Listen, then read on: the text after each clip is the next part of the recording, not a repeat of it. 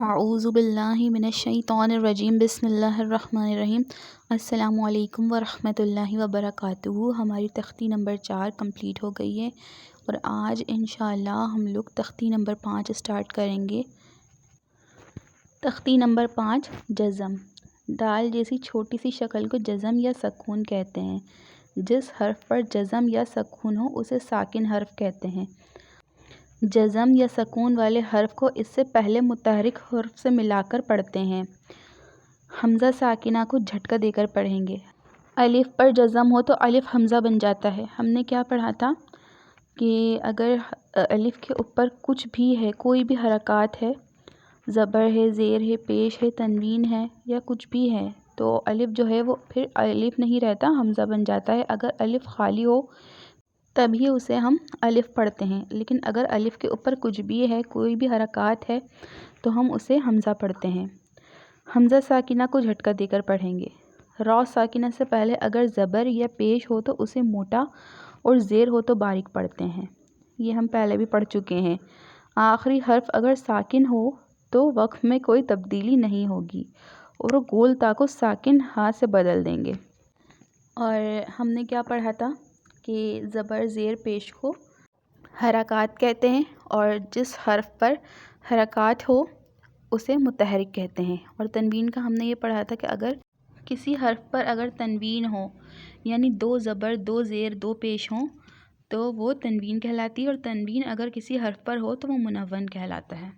ये सारी बातें जो हैं वो हम पिछली वीडियोज़ में पढ़ चुके हैं। आज माशाल्लाह से हमारी तख्ती नंबर 5 स्टार्ट है। आप इस तख्ती में भी देखें कि दाल जैसी छोटी सी शक्ल को जज़म या सकून कहते हैं। जिस हर्फ पर जज़म या सकून हो उसे साकिन हर्फ कहते हैं। ये रूल्स आपको समझ आ गए होंगे, इसको अपने पास लिख लें। और अब देखें, यहाँ पर ता के ऊपर जो है वो जज़म है और इसको हम क्या कहेंगे, साकिन हर्फ। और ता से पहले हमज़ा है, यानी कि अलिफ़ के ऊपर ज़बर है तो अलिफ़ हमज़ा बन गया।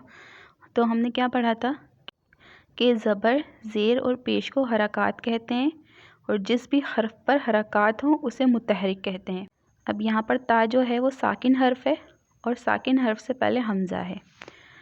तो अब इसको कैसे पढ़ेंगे? हमज़ा ता ज़बर अत, हमज़ा ता ज़ेर इत, हमज़ा ता पेश उत, अत इत उत। यहाँ पर देखें जो आवाज़ आ रही है ना, ये इसकी सिफत है और ये दो हर्फ में पाई जाती है जब उनके ऊपर जज़म हो। और वो हुरूफ कौन से हैं? ता और काफ। कलकला से मुराद इनको इस तरह से नहीं पढ़ना। अत, इत, उत।